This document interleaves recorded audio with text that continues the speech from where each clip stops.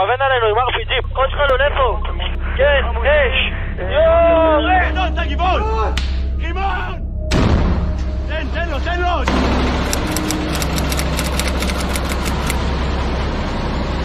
נכנסנו לכאן עם רחפן בצילום פנים, ואנחנו ישר מזהים בכניסה.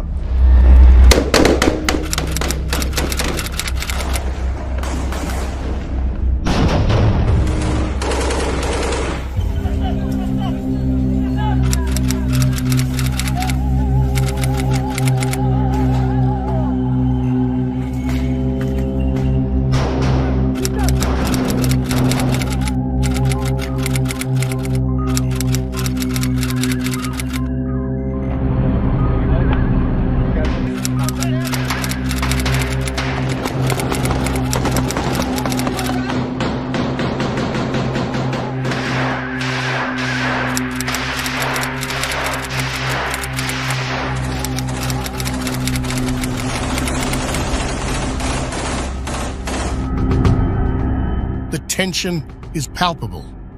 Black smoke billows over the Nur Shams camp, while gunshots, rocket sirens, booming fighter jets announce the launch of IDF's biggest raid on the occupied territory of West Bank since Second Intifada in 2000.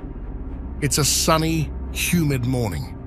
An Israeli combat unit is on guard, fighting for its life behind enemy lines as rebellion brews in the narrow streets.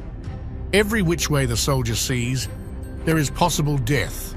Machine gun turrets, booby traps, snipers, or tunnel openings. The IDF unit is on edge, much like the whole nation. They turn a corner. One of them immediately gets the eerie feeling of being watched. Before they can warn their comrades, all hell breaks loose. As Israel fights Hamas's sacred battle amid a growing threat of Iran's Eastern Front in West Bank, the Intifada fear has crept up. And Israel is probably praying to not see a repeat of Jabalia and Al-Aqsa.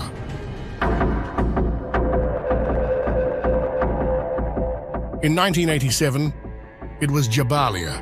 In 2000, it was Al-Aqsa. And in 2024, it could well be the West Bank. One word is enough to send shivers down every Israeli's spine. The world is watching as another uprising boils across the Gaza Strip.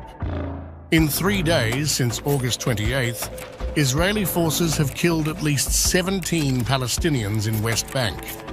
Israeli defense forces sent in armored columns, backed by boots on the ground.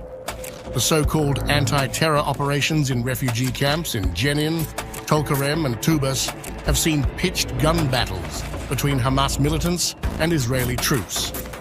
It's a hydra that Israel is fighting in Gaza. They cut off one head, 2 more rise to take its place. The bloody raids across refugee camps against alleged terror camps have brought back the word Intifada to the front line.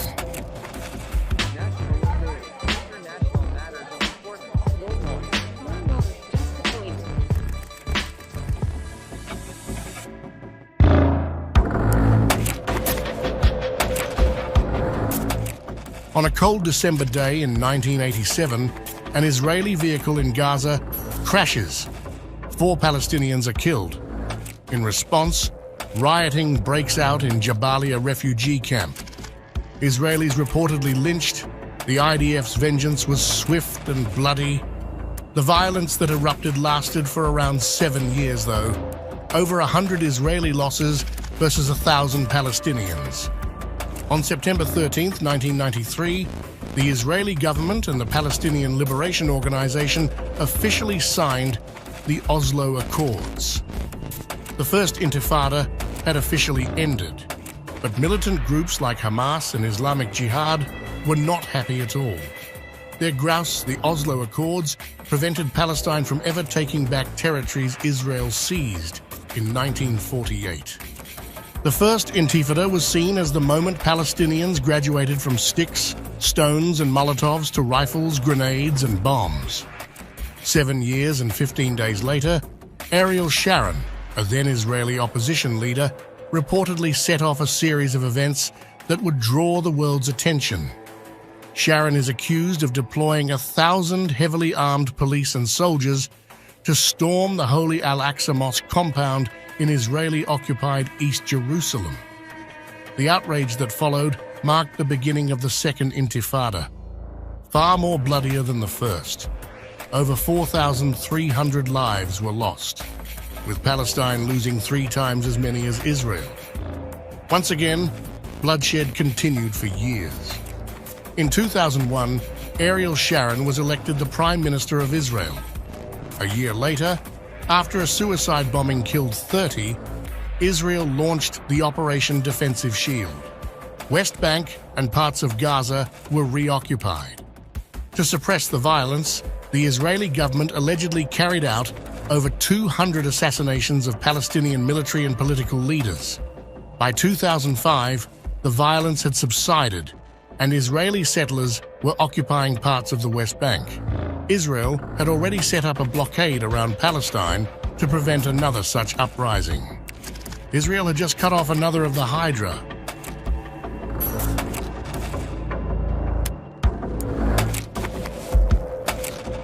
The Second Intifada saw the Palestinian Authority losing popular support. Hamas, a fringe organization for years, won the legislative elections in 2006. By the next year, the militant group had seized power by force in Gaza. Fast forward, 2023, the Gaza war began on October 23rd and made its way to West Bank. In June 2024, alleged unlawful killings by Israeli forces sparked fresh tensions that quickly snowballed into fierce combat. Israeli forces had reportedly entered Kafr Dan near Jenin, where they besieged a home before shelling it. The Jenin battalion of the Al-Quds brigades, the armed wing of the Palestinian Islamic Jihad, immediately engaged in fierce fighting.